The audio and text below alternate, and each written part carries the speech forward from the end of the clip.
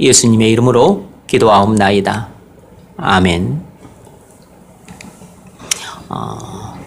정말로 다사다난한 2020년이 지나갔습니다. 코로나 때문에 정신이 없어서 어떻게 지나갔는지도 모를 정도로 손살같이 지나간 기분입니다.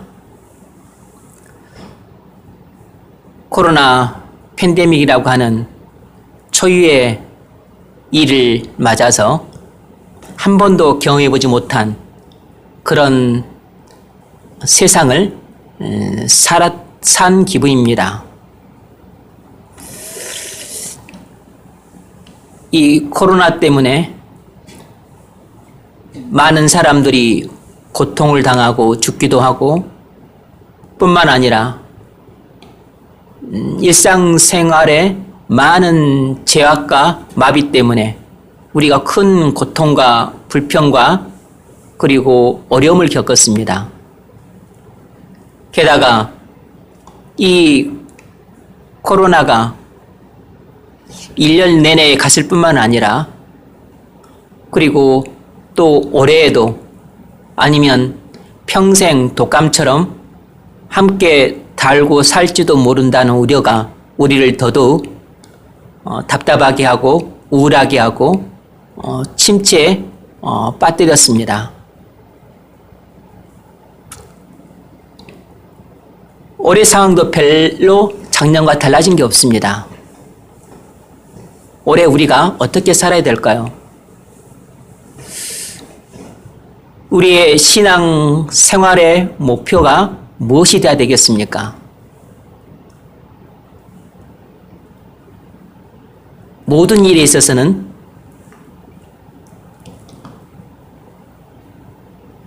시작이 중요합니다. 시작이 절반이라는 속담도 있습니다. 물론 모든 일에 있어서 가장 중요한 것은 결말이에요. 끝입니다. 그러나 어떤 결말을 가져오느냐에 영향을 크게 미치는 것은 시작입니다. 그러므로 여러분이 지난 한 해 마무리를 잘해서 유종의 미를 거두었다면 그 연장선상에서 올해 새해 첫 시작을 아주 은혜 가운데 시작할 수 있을 겁니다. 그러나 여러분이 작년 한 해 무슨 이유로 은혜 가운데 마무리를 못하고 그리고 유종의 미를 거두지 못했다 할지라도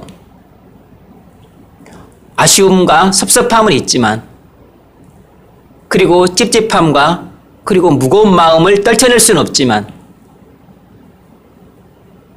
2021년 새해를 시작함에 있어서 이 새해 벽두, 이 신년 예배를 필두로 우리가 새 마음을 품고 새롭게 출발한다면 2021년을 의미 있게 첫 발을 내딜 수 있습니다. 오늘 본문은 마가의 오순절날 마가의 다락방에 모인 120문도에게 성령이 부어졌을 때 일어난 일을 기록하고 있습니다. 주님은 제자들에게 성령을 부어주시겠다고 약속하셨습니다. 그 약속대로 주님이 성령을 부어주셨을 때 제자들은 성령 충만함을 받았습니다. 그리고 오순절을 지키기 위해 여러 나라에서 유대인들이 찾아왔을 때 그들은 여러 나라의 외국어로 기도도 하고 그리고 복음을 전했습니다. 그래서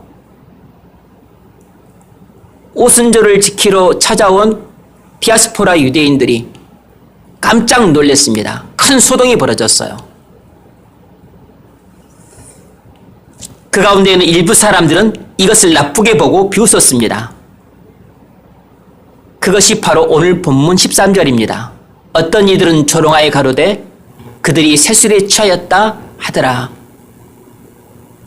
이 성령 충만함을 받은 120문도들이 외국어로 복음 전하는 것을 보고서 그들이 이상하게 봤던 겁니다. 그러니까 정상적인 사람처럼 보이지 않았던 것이에요. 술에 취한 것 같은데 술에 취한 것 같지는 않고 지금까지 자신들이 알지 못하는 전혀 이상한 술에 취한 사람처럼 보였던 것이에요. 그들은 성령 충만함을 받은 120문도를 이상한 새로운 술에 취한 사람으로 봤던 겁니다.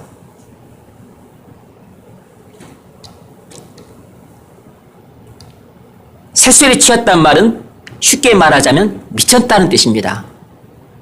그러니까 이 마음이 굳은 사람들 눈에 성령 충만함을 받은 그리스도인들의 모습이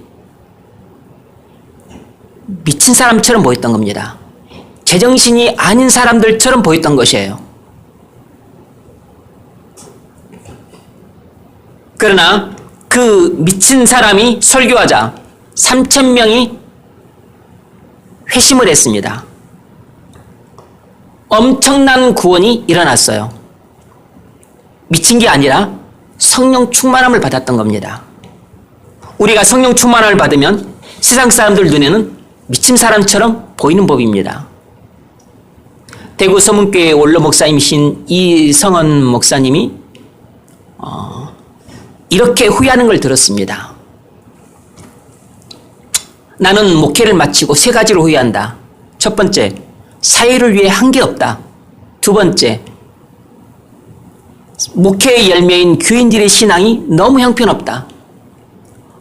알곡은 거의 없고 죄다 쭉쟁이들 뿐이다. 세 번째로, 제정신으로 목회를 했다. 무척 이성적이고 합리적이고 과학적으로 목회를 했다. 그래서 내가 거둔 열매는 알곡이 아니라 쭉쟁이들 뿐이다.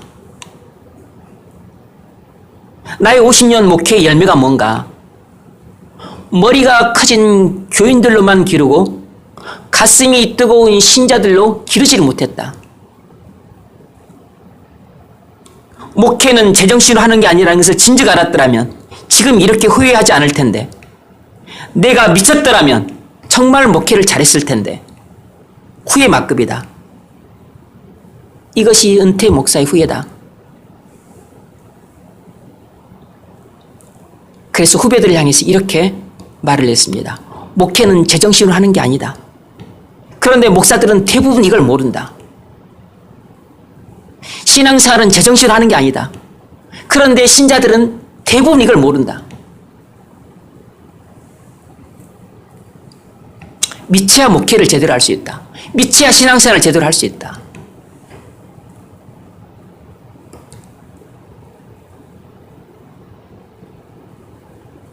그런데 우리는 미치면 큰일 난다 생각합니다. 우리는 정신이 잃을까봐 우리 정신을 꽉 붙잡아요.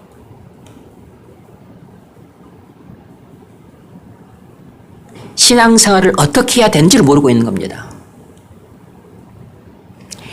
교회를 20년, 30년, 50년, 70년, 100년을 다녀도 거의 대부분의 사람들은 제정신으로 신앙생활을 합니다. 그것이 신앙생활이라고 생각을 하는 것이에요. 대부분은 형식적인 신앙생활을 하고 있는 겁니다. 예전에 어떤 여자 집사님이 이렇게 하소연했습니다.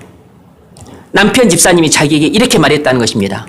열심히 신앙생활 하는 건 좋은데 미치지는 마라. 미치는 건 나 용납 안 한다. 만약 네 미치면 너랑 이혼한다. 여자 집사님은 비교적 은혜 충만한 편이었어요. 보기 드물게 상당히 신령한 편이었고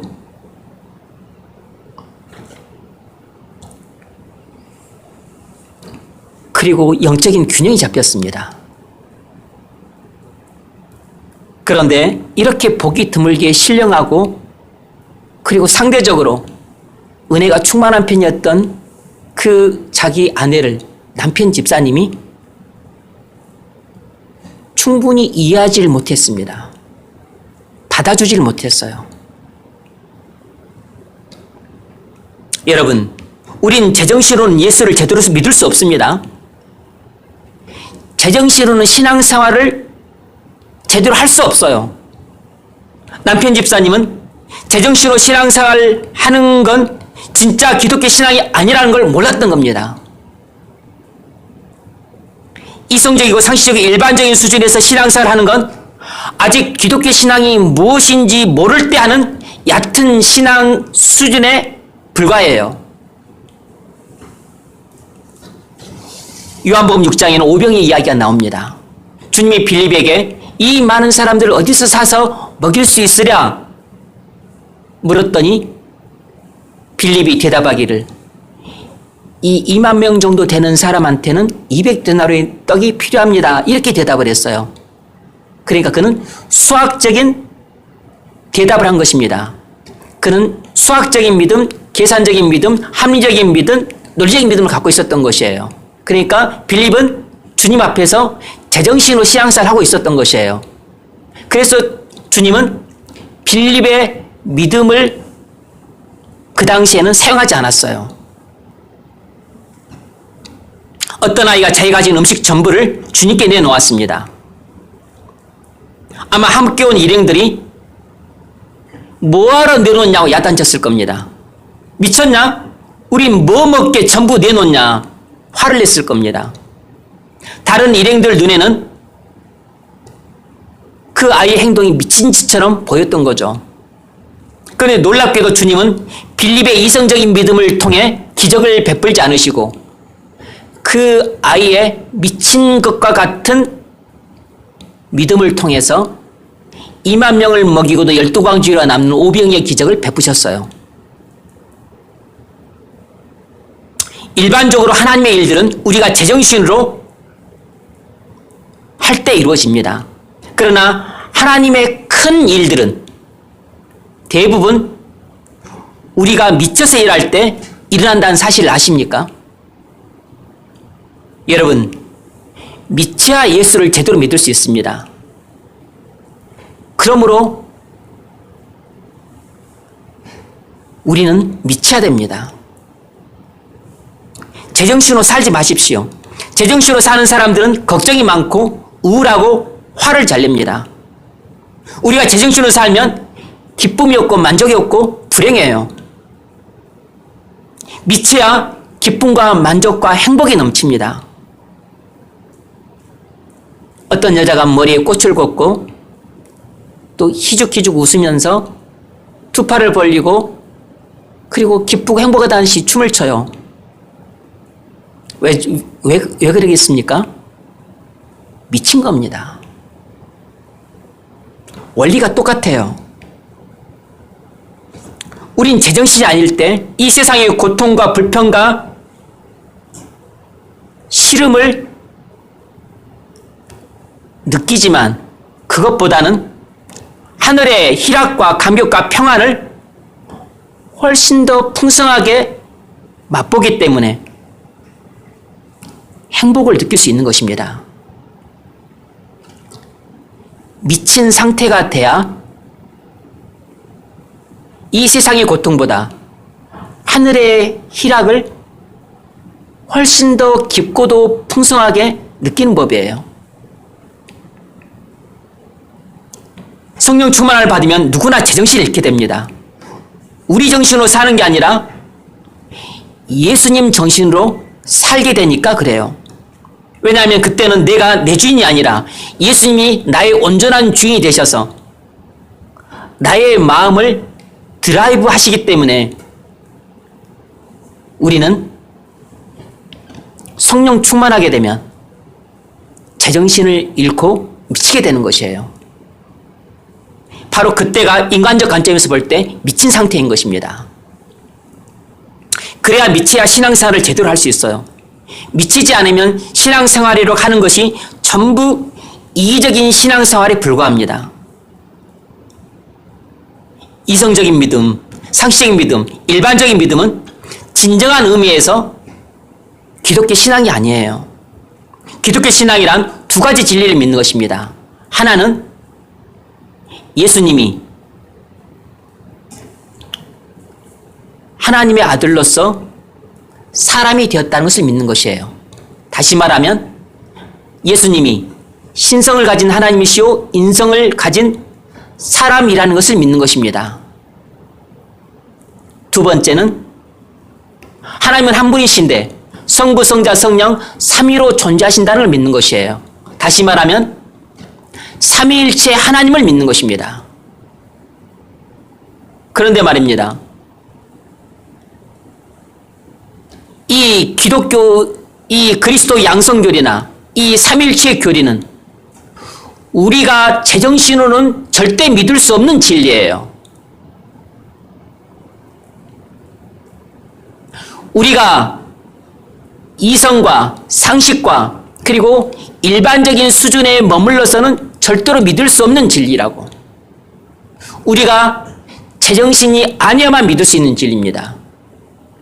미쳐야만 믿을 수 있는 진리들이에요.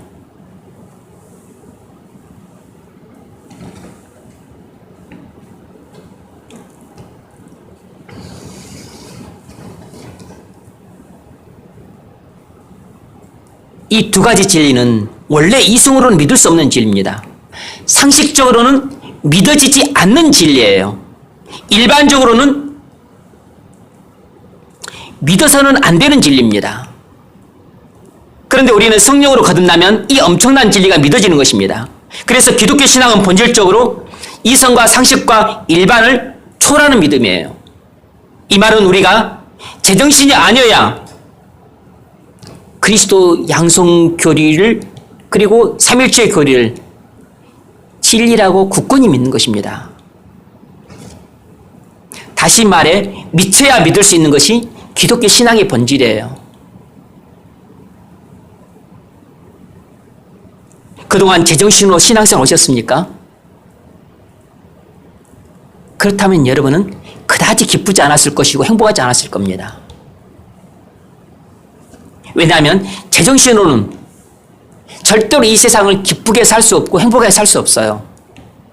그러면 여러분 올해부터는 미치셔야 됩니다. 미쳐야 살아요. 미쳐야 행복합니다. 미쳐야 주님을 만납니다. 미쳐야 하나님의 큰 일을 경험할 수 있어요. 미쳐야 기적을 체험합니다. 미치는 게 저의 목표입니다. 그래서 저는 새벽마다 기도할 때 이 기도를 드려요. 사실상 이 기도를 매일 새벽마다 하고 있습니다. 사실상 이 오늘 설교는 이미 오래전부터 준비가 된 거예요. 신년 예배 때 이 설교를 하려고 뭐 특별히 준비한 게 아닙니다. 날마다 제 자신에게 제가 설교하고 있는 내용이고 하나님께 기도하고 있는 내용이에요.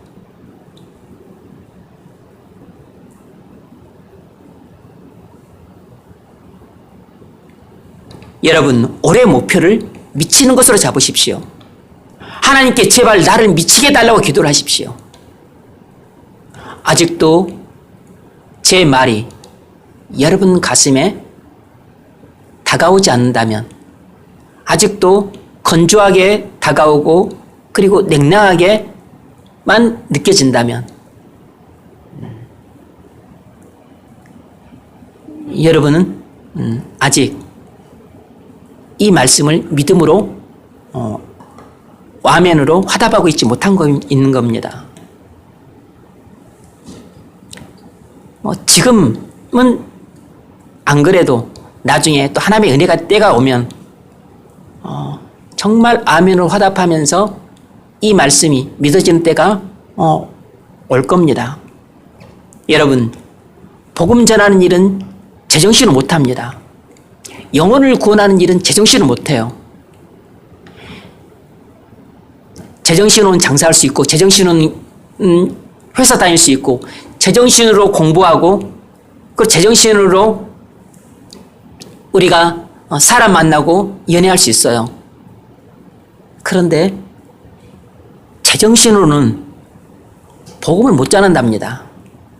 영혼을 구원할 수가 없어요. 하나님의 일은 제정신으로 절대 못합니다. 미쳐야만 할 수 있는 게 하나님의 일이에요. 목회도 제정신으로 못합니다. 미쳐야 목회를 제대로 할 수 있습니다. 제가 목회를 잘 못하는 것은 미치질 못하고 제정신이기 때문에 그래요. 이성적이고 상식이고 일반적으로 목회를 하기 때문에 목회를 잘 못하는 것입니다. 제가 목회를 잘하려면 미쳐야 돼요. 정신이 나가야 됩니다. 제정신으로 못해요. 예수님인 정신으로만 충만해야, 그래서 미친 듯이 목회를 하는 것이에요.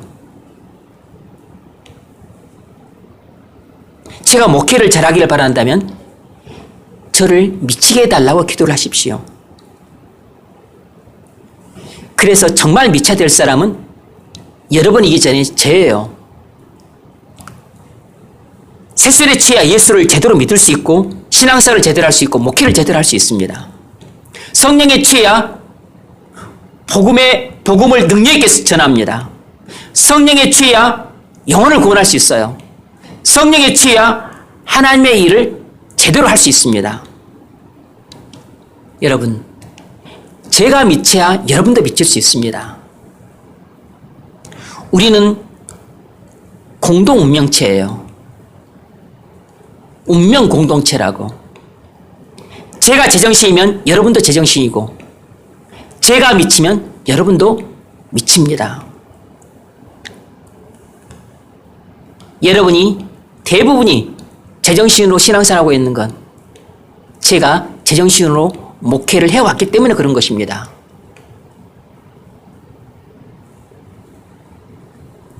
믿음의 위인들은 전부 미친 사람들입니다. 여러분 그 족보를 따져보지 않으셨죠? 저는 매일 그렇게 하지는 못하지만 일주일에 몇 번씩은 계속 족보를 따집니다. 왜냐하면 성령 충만을 받으면 다 미치게 되어 있습니다. 이성적, 상식적, 일반적 관점에서 볼 때 이해할 수 없을 정도로 놀라운 변화가 일어나기 때문에 이성과 상식과 일반의 눈을 갖고 있는 사람들한테는 이 믿음의 위인들은 전부 미친 사람처럼 보여요. 성령 충만을 받으면 믿음이 너무 커지기 때문에 이성적인 믿음을 갖고 있는 사람들 수준에서는 미친 사람처럼 보이는 것입니다. 그래서 믿음의 위인이 될 수 있는 것이에요. 여러분, 노아는 미쳤습니다. 노아 시대에는 사실상 습도가 적절히 조절되어서 강수가 없었어요. 그러나 당시 사람들은 하늘에서 비가 내려, 그래서 당시 사람은 하늘에서 비가 내려 홍수가 나는 것을 전혀 본 적이 없었습니다. 그런데 노아가 하나님께서 심판할 것이므로 방주를 지어 대비하라는 명을 받아 방주를 만들기 시작했습니다. 무려 130년 가까이. 그때 주변 사람들이 뭐라고 했겠습니까? 미쳤네. 무슨 심판이 온다고 저지를 하고 있을까? 제정신이 아니여. 이 말을 하루 이틀 들었겠습니까? 무려 130년 가까이 비웃음을 당하고 욕을 얻어먹었습니다.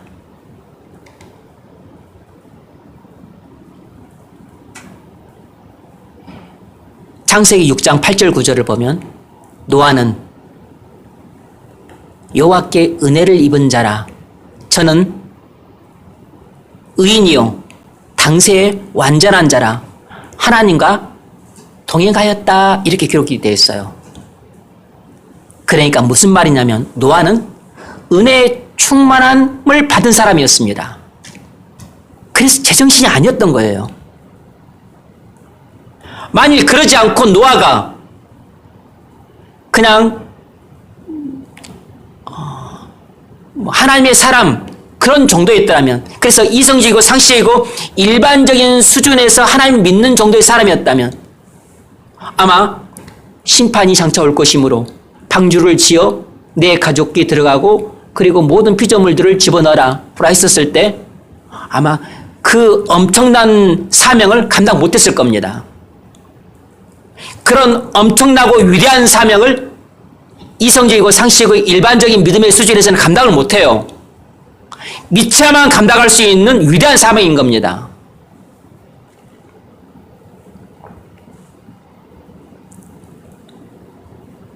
그래서 노아가 하나님의 명을 받아 심판이 올 것이라고 믿고 방주를 지었던 것은 당시 사람들 눈에는 미친 짓으로 보였던 겁니다. 자신의 합리와 논리와 경험을 뛰어넘어 무조건 하나님의 말씀임을 노아는 믿었던 것이에요. 100% 믿었던 겁니다. 결국 비웃었던 사람들은 전부 심판받았고 방주에 탔던 사람들만 구원받았습니다. 그러니까 이성적인 믿음을 갖고 있었던 사람들은 다 죽었고 미쳤다고 욕을 얻어먹은 사람들만 살아남은 것이에요. 이처럼 하나님은 미친 사람을 쓰십니다. 하나님은 은혜 충만한 사람을 써서 하나님의 큰 일을 이루세요. 하나님은 머리 좋은 사람, 돈 많은 사람, 외모가 뛰어난 사람 쓰시는 게 아니고 은혜의 충만함을 받아서 미친 사람을 쓰십니다. 아브라함은 하나님이 보실 때는 믿음의 위인이었지만 사람들이 볼 때는 미친 사람이었습니다. 하나님이 99세인 아브라함에게 90세인 사라를 통해서 자식을 주겠다고 약속하자 그것을 믿었습니다. 둘 다 죽은 몸이었기에 자식을 낳는 것은 불가능했습니다. 그러나 아브라함은 그 불가능한 일을 믿었습니다. 그때 주변 사람들이 하나님의 황당한 약속을 믿는 아브라함을 불쌍히 여기면서 속으로 미쳤다고 하지 않았겠습니까?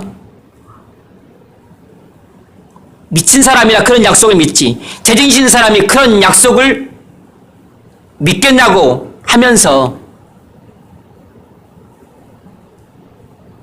그런 아브라함은 미쳤기에 하나님의 그 황당한 약속을 믿었습니다. 그리고 약속대로 이삭을 받았어요. 여러분, 미친 사람이 기적을 경험합니다. 정상적인 사람은 그냥 정상적인 일만 경험할 뿐이에요.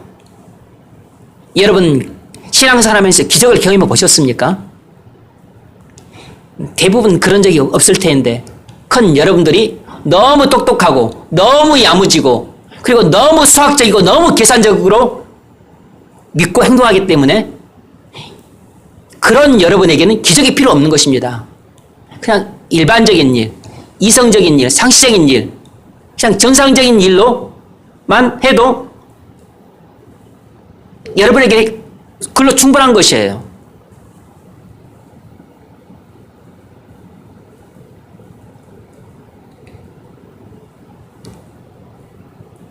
미치면 하나님의 기적을 경험할 수 있습니다. 아브라함이 아들 이삭을 얻고 행복한 나날을 보냈습니다. 그러다가 아브라함이 인생 최대의 시련을 맞았어요. 찾아왔습니다. 하나님이 이삭을 번제물로 바치라는 것이었습니다. 아브라함이 모리아산에 올라 실제로 이삭을 번제물로 바치려고 칼을 높이 들었습니다.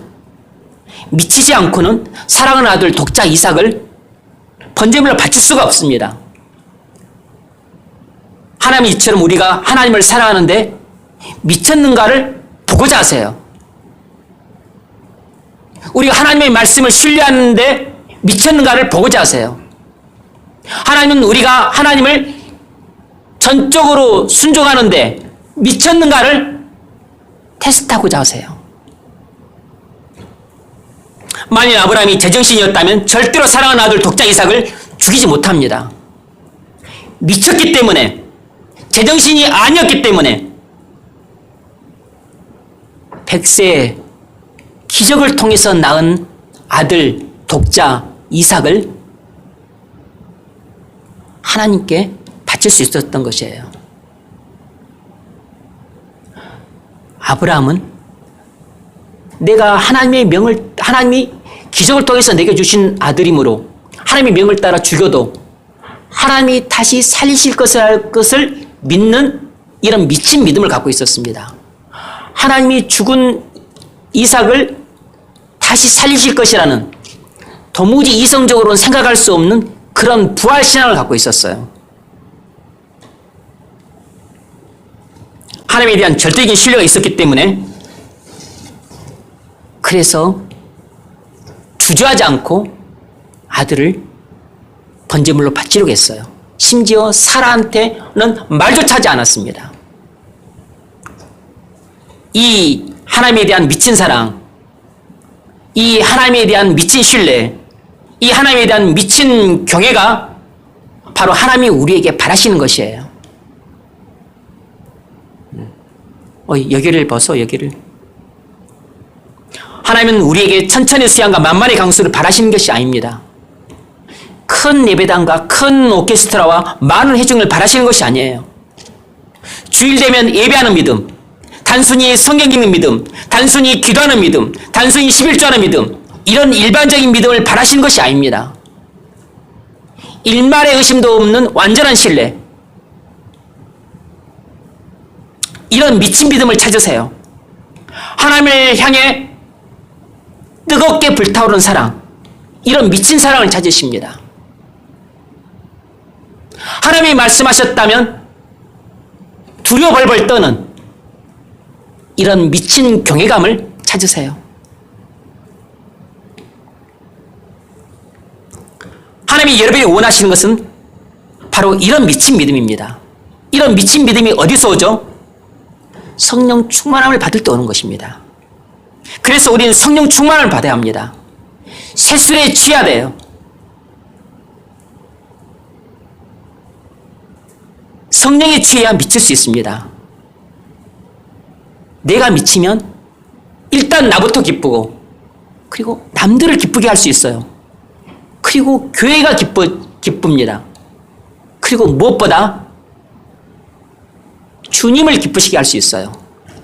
내가 미치지 않으면 나도 기쁘지 않고 남도 기쁘게 못하고 교회도 기쁨이 없을 뿐만 아니라 절대로 주님을 기쁘시게 못합니다. 미쳐야만 나도 남도 교회도 주님도 기쁘시게 할 수 있어요. 우리는 미치기 전까지는 진정으로 주님을 기쁘시게 할 수 없습니다. 미쳐야 주님을 기쁘시게 할 수 있어요.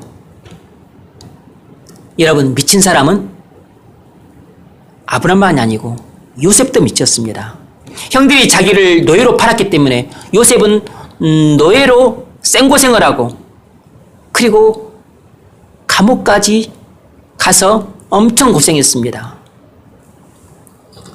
자기가 애굽 총리가 됐으니 형들에게 복수할 기회가 찾아왔습니다.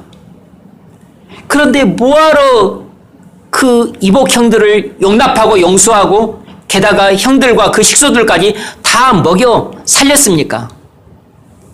뭐 잘한 게 있다고 집과 목초지와 양식을 주면서 보살펴 줍니까? 미쳤습니다. 제정신이라면 이를 부득부득 갈면서 복수를 할 텐데 말입니다.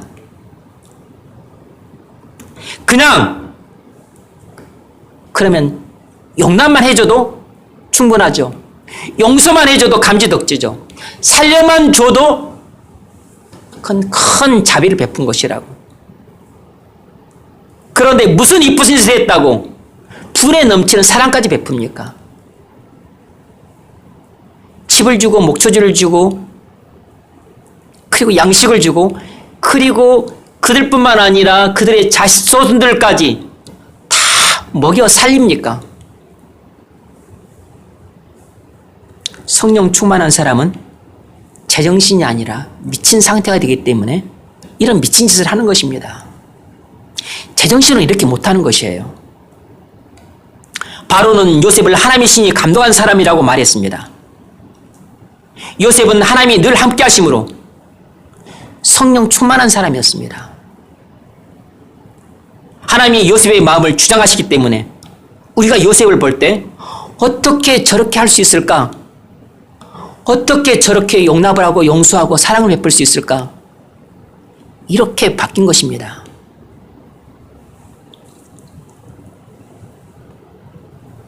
골로새서 3장 12절 이하를 보면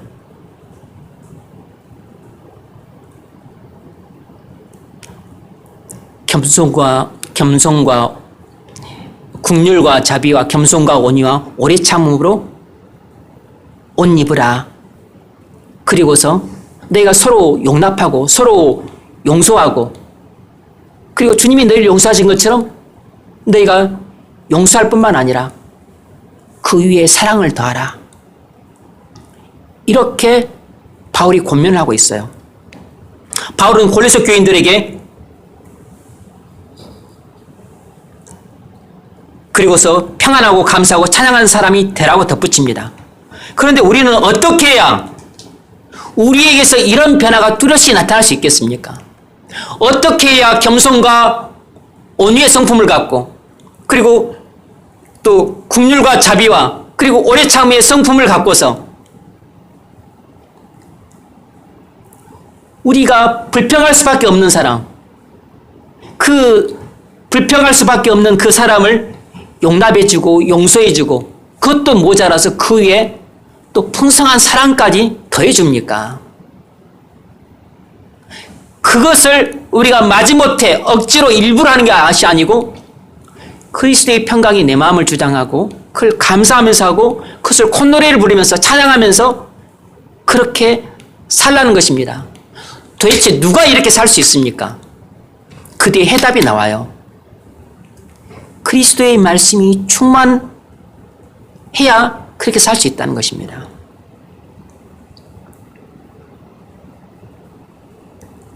그리스도의 말씀으로 충만할 때 우리에게서 이런 변화가 뚜렷이 나타난다는 것이에요. 요셉이 형들 때문에 노예로 팔리고 감옥까지 갔지만 형들을 원망하지 않고 용납하고 용서하고 사랑하고 감사하고 찬양했던 것은 그가 하나님 말씀으로 충만했기 때문입니다. 하나님의 신으로 충만했기 때문이에요. 그래서 제정신으로 할 수 없는 용납과 용서와 사랑을 베풀 수 있었던 것이에요.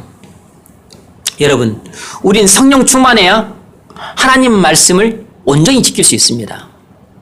사람을 감동시킬 수 있어요. 사람을 감동시킬 정도가 돼야 우린 정말로 하나님을 기쁘시게 할 수 있습니다. 그런데 우리의 성품, 우리의 행동, 우리의 삶이라고 하는 것은 거의 대부분 너무나 안타깝게도 다른 사람들의 기대에도 미치지 못해요. 그러니까 늘 우리의 말과 행동은 다른 사람들 실망을 시킵니다. 만족시키는 경우가 거의 없어요. 그러니까 만족도 못 시키는데 무슨 감동을 시키겠습니까? 감동은 만족 위에 있잖아요.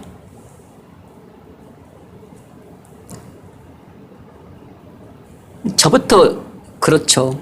여러분한테 너무 미안하고 또 참 부끄러운데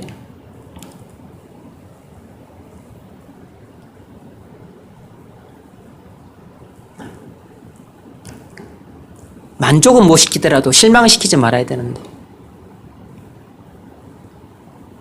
그러니 어떻게 감동을 시키겠어요?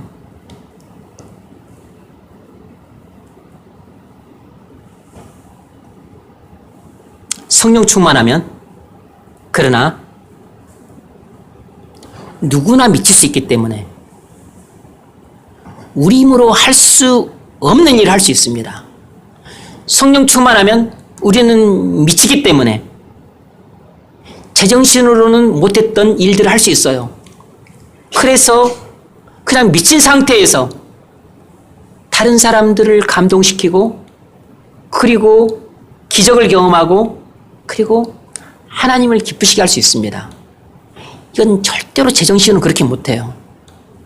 왜냐하면 제정신으로는 너무 이기적이기 때문에, 너무 자기중심적이기 때문에, 너무 현실적이기 때문에 절대 그렇게 못합니다.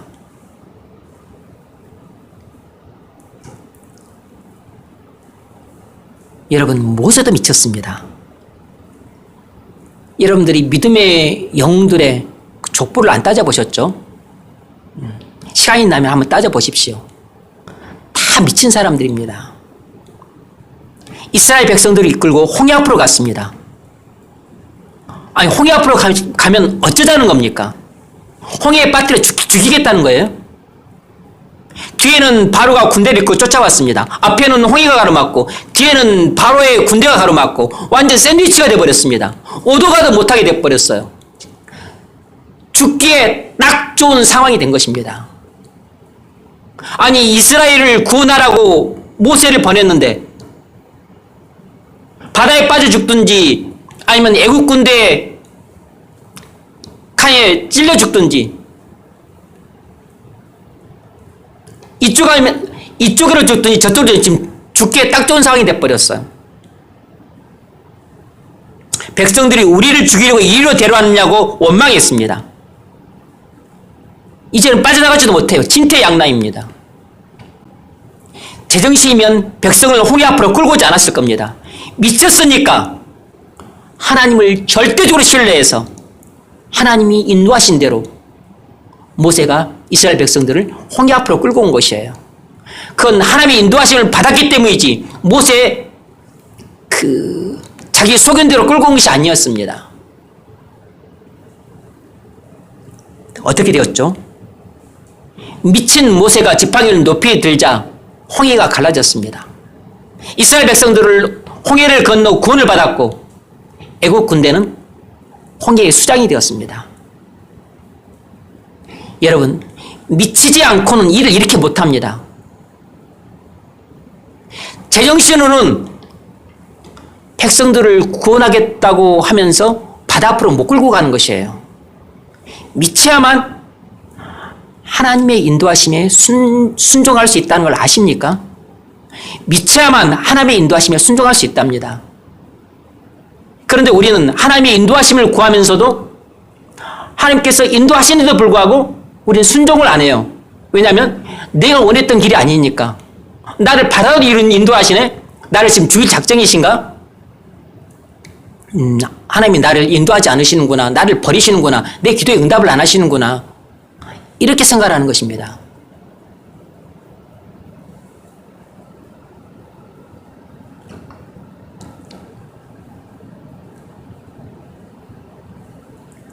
모세가 미쳐서 이스라엘 백성들을 홍해 앞으로 인도했기 때문에 하나님의 뜻이 이루어져서 완벽한 승리를 거두었습니다. 하나님은 미친 사람을 데리고 큰 일을 행하세요. 우리가 큰 일을 하지 못하는 것은 미치지 않았기 때문입니다. 우리가 다 정신이 말똥말똥하기 때문에 자잘한 일, 일반적인 일, 이런 일들만 하지 큰 일을 하지 못하는 겁니다. 하나님이 미친 사람을 데리고 기적을 행하세요. 우리가 기적을 맛보지 못하는 것은 미치지 않았기 때문입니다. 여러분이 교회를 위해 큰 일을 하고자 한다면 미치십시오. 여러분이 기적을 경험하고자 한다면 미치셔야 됩니다. 여러분이 주님 손에 붙들려서 정말로 충성된 종으로 교회와 하나님 나라를 세우는 신실한 일꾼으로 살고자 한다면 미치셔야 됩니다. 제정신으로는 절대 그렇게 못 살아요. 다윗이 미쳤습니다. 소년 다윗이 거인 골리앗 장수 앞에 나타났습니다. 미치지 않고는 나타날 수 없죠. 왜냐하면 그 기골이 장대한 사울 왕조차 골리앗을 겁을 내서 쩔쩔매고 이스라엘 모든 군사들이 그 거인 골리앗 장수를 무서워서 오금이 저렸습니다. 거인 골리앗은 전장에서 잔뼈를 꾼 백전노장인데 완전 무장하고 칼과 창과 방패를 들었고 소년 다윗은 싸움 한 번 안 해본 목동인데 전혀 무장도 안 하고 물맷돌만 들었습니다. 다윗이 제정신이었다면 이런 모습으로 골리앗 앞에 나타나지 않았을 겁니다. 다윗은 미쳤기 때문에 골리앗을 겁내지 않았어요. 하루 강아지가 미치니까 범을 무서워하지 않은 것입니다. 결국 소년 다윗이 거인 골리앗 장수를 꼬꾸라뜨렸습니다. 어떻게 이런 일이 일어날 수 있습니까?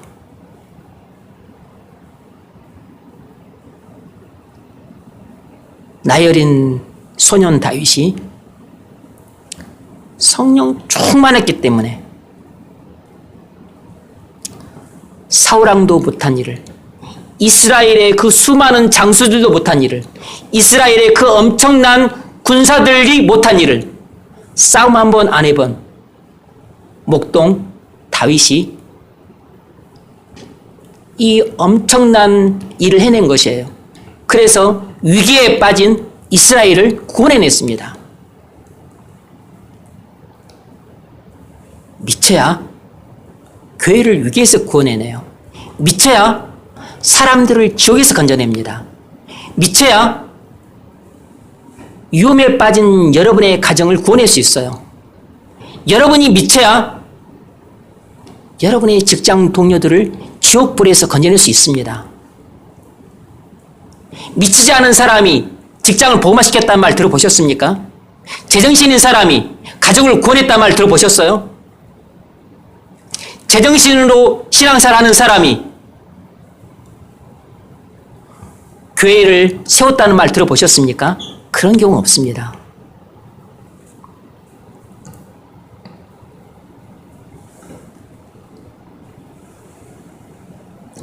너는 칼과 창과 단창으로 내게 나오거니와 나는 만군의 여호와 이름으로 내게 나아가노라.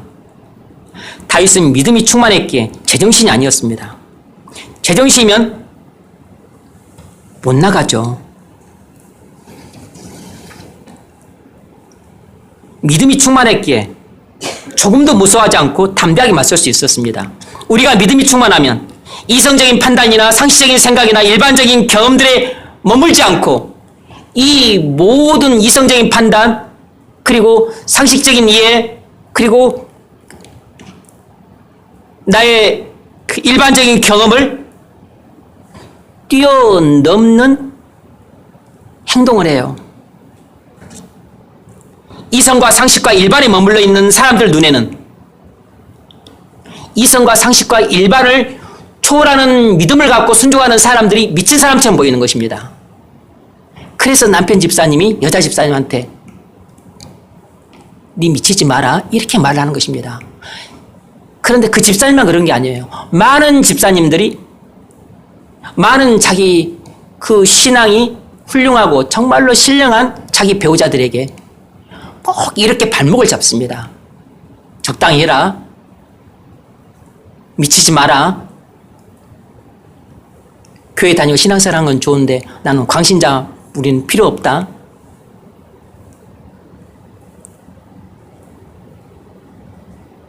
그래서 맏형 엘리압이 막내 다윗을 미친놈이라고 막 화를 냈습니다. 골리앗 장수 눈에도 다윗이 미친놈으로 보였던 모양입니다. 그래서 네가 나를 개로 여기고 내게 나왔느냐고 호통을 쳤습니다. 그 말은 다윗을 보고 이런 미친놈을 봤나? 라고 말한 거죠. 심지어 사울왕과 다른 이스라엘 군사들도 다윗을 제정신이 아닌 사람으로 생각했습니다. 사울이 다윗에게 이렇게 말했어요. 네가 가서 저 블레셋 사람과 싸울 수 없으리니 너는 소년이여 그는 어려서부터 용사임이니라. 뭐죠? 사울왕은 너무나 이성적이고 너무나 상식적이고 너무나 일반적인 믿음을 가진 사람에 불과했습니다. 그래서 하나님의 나라를 위해 쓰기에는 이런 이성적이고 상식적이고 일반적인 수준의 믿음을 가진 사울을 쓰기에는 너무 부적합했어요. 그러나 다윗은 이성과 상식과 일반을 뛰어넘는 믿음을 갖고 있었습니다. 사무엘상 17장 47절 여호와의 구원하심이 칼과 창에 있지 아니함을 이 무리에게 알게 하리라. 이것은 이성을 뛰어넘는 믿음입니다. 전쟁은 여호와께 속한 것인즉 그가 너희를 우리 손에 붙이리라. 이건 구약에 나와 있는 말씀이지만 이것을 실제로 현실에서 믿고 그대로 적용하고 그대로 순종하는 사람은 현실에서는 미친 사람처럼 보이는 것이에요.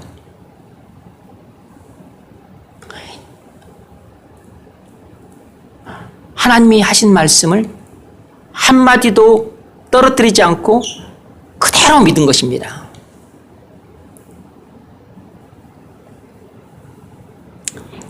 그래서 다윗은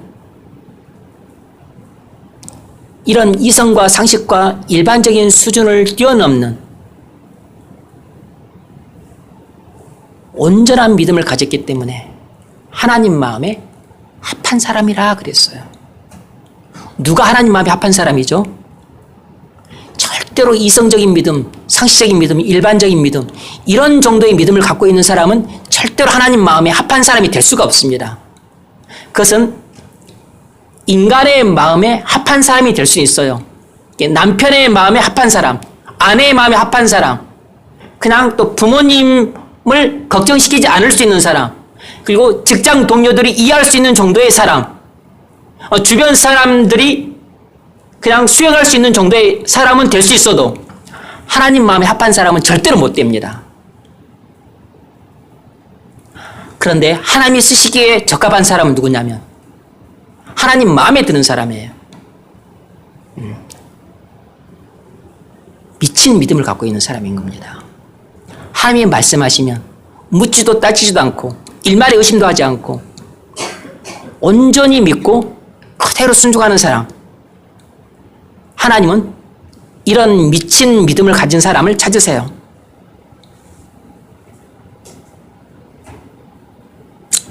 믿음이 충만해서 미치면 하나님의 손에 붙들리게 됩니다. 그래서 큰 일을 할 수 있게 돼요. 보통 사람이 감당할 수 없는 위대한 일을 할 수 있습니다.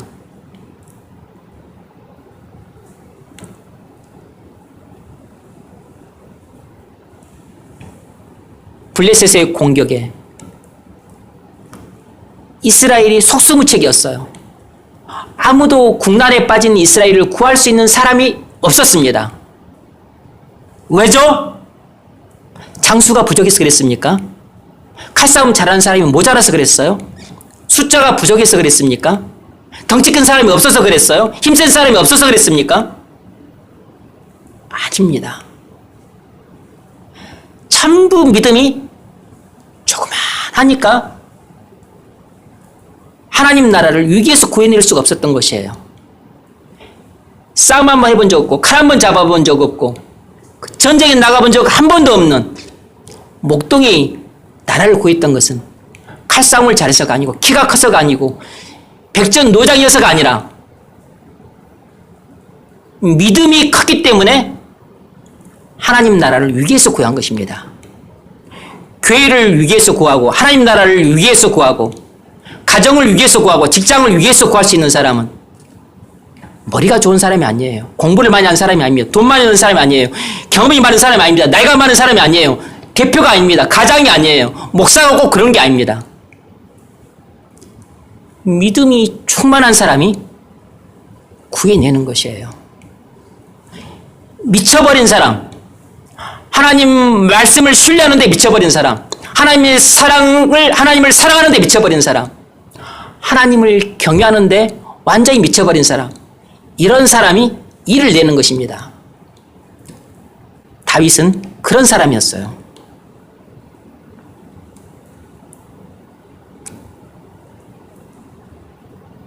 말씀을 맺겠습니다.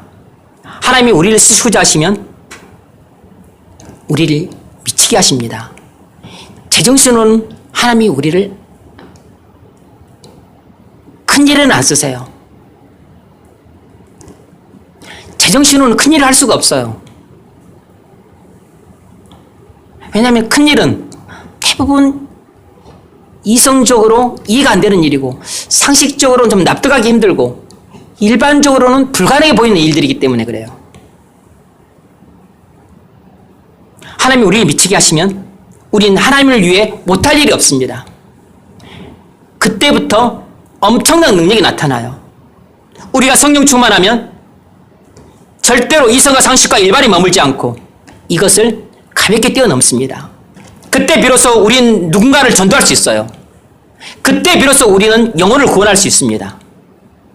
우리가 성령 충만하면 목사님이 못한 일을 합니다. 장로님이 못한 일을 해요. 권사님이 못한 일을 합니다. 10명이 못한 일을 혼자서 하고 100명이 못했던 일을 얼마든지 혼자서 할 수 있습니다.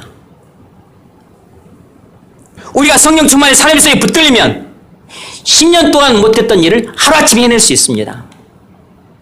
30년 동안 구원했던 숫자보다도 1년 동안 구원한 숫자가 훨씬 더 많게 됩니다. 하나님은 우리를 하나님의 일에 쓰시하실 때 우리를 성령 충만함을 받게 하세요. 왜냐하면 성령에 취해야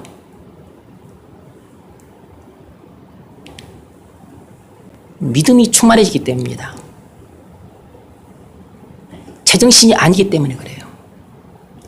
완전히 주님께 미치기 때문에 그렇습니다. 내 정신으로 살지 않고 주님 정신으로 살기 때문에 하나님은 우리를 복음의 진으로 쓰시고자 하실 때 반드시 우리에게 성령 충만함을 주세요. 그래서 주님이 승천하시기 전에 제자들을 붙들고서 당부를 하셨죠. 오직 성령이 너에게 임하시면 너희가 예루살렘과 온 유대와 사마리아와 땅끝까지 이르러 내 증인이 되리라. 성령 충만함을 받아야 비로소 예수의 증인이 될 수 있습니다. 미쳐야 전도할 수 있고 영혼을 구원할 수 있어요. 우리가 왜 사랑하는 부모님과 형제를 전도를 못하죠? 왜 친구들을 전도하고 싶은데 또 불구하고 실패하죠? 왜 직장 동료들을 구원하고 싶은데도 불구하고 그림의 떡처럼 안 되는 거죠? 여러분의 정신이 말똥말똥하기 때문입니다. 제정신으로 살고 있기 때문에 그래요. 뭘 해도 항상 계산적입니다. 뭘 해도 항상 수학적이에요. 뭘 해도 항상 합리적입니다. 합리와 논리를 벗어나지 못해요. 이성적으로 이해가 되는 것. 상식적인 수준에서 항상 머물러 있습니다. 난장이 같은 믿음입니다.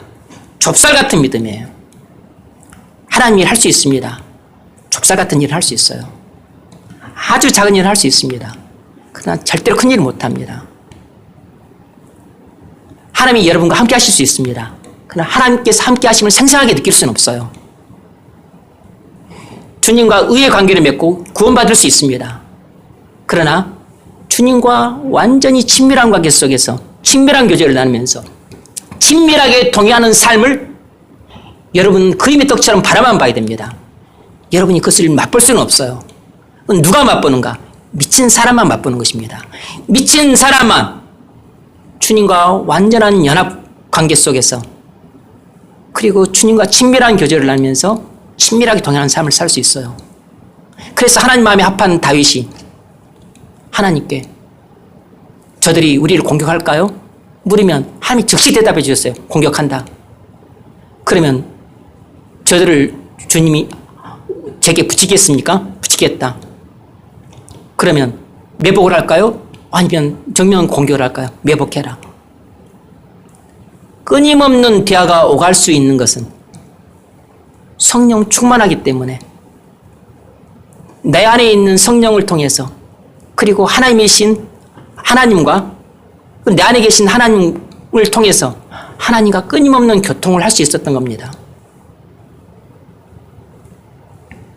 여러분, 제정신으로 사시겠습니까? 편하게 살 수는 있지만 예수의 증인으로는 살 수 없습니다.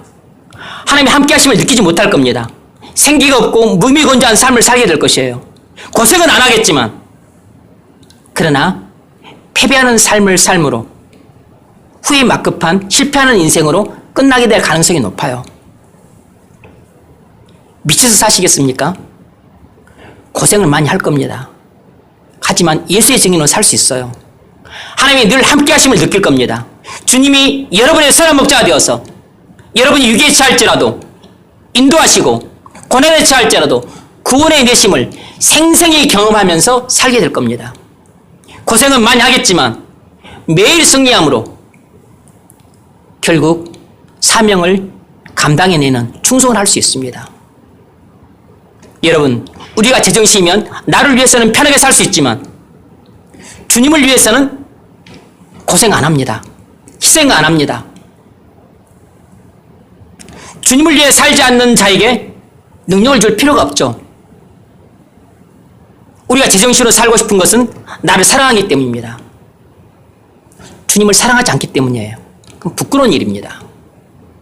우리가 미치면 나는 고생하지만 주님을 위해서는 물불 가리지 않고 일을 합니다. 그러므로 그런 자를 내버려 둘 수 없기 때문에 주님이 함께 하심으로 능력을 주세요. 주님을 위해 살 자에게 능력을 주십니다. 우리가 미치고 싶은 소원이 있다면, 내가 미치는 것이 나의 간절한 열망이라면, 이것은 내가 나보다 더 주님을 사랑하기 때문에 이런 소원을 품는 것이에요. 여러분도 이런 소원을 품고 싶습니까? 여러분도 이런 간절한 열망을 갖고 있으세요? 정상적으로 살고 싶지 않고 제정신으로 살고 싶지 않고 나는 미치고 싶다, 새소리 취하고 싶다, 성령에 취하고 싶다, 성령 충만을 받아서 나를 위해 살지 않고 주님을 위해 살고 싶습니다. 이런 간절한 소망이 있으십니까? 그런 사람은 주님을 자기 자신보다도 정말로 더 사랑하는 사람입니다. 그것이 바로 주님을 기쁘시게 하는 마음이에요. 여러분, 올해 신앙 목표가 무엇입니까? 미치는 것이 되길 바랍니다. 여러분은 평생의 신앙 목표가 무엇입니까? 나는 넓은 아파트에 큰 차 타고 그리고 애들과 또 배우자와 함께 나는 편안하게 사는 것이다. 나는 국회의원 되는 것이다. 나는 시장 되는 것이다. 나는 사장 되는 것이다. 그런 거 목표 삼지 마십시오. 새술에 취하는 것이 목표를 돼야 됩니다. 성령에 취해서 나는 없고 주님만 내게 있는 그런 삶을 사는 것이 목표가 돼야 됩니다. 그래야 가슴을 치고 옷을 찢고 제 가운데 앉아서 날마다 눈물로 하나님 앞에 나갈 수 있어요. 성령 충만함을 받으십시오. 그래서 미쳐야 됩니다. 그래야만 자신을 잊고 주님을 위해 살 수 있어요.